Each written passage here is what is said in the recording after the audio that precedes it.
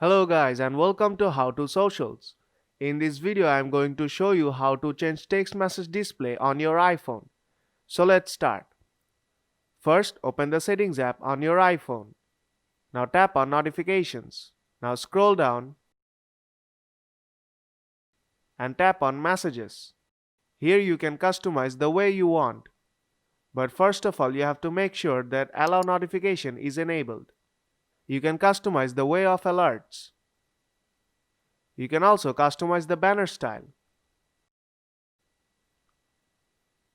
You can also customize the sound.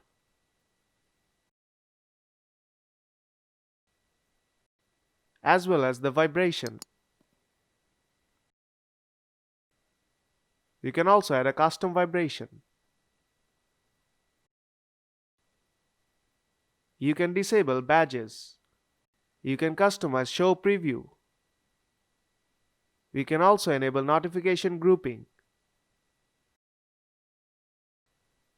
And you can also customize repeat alerts.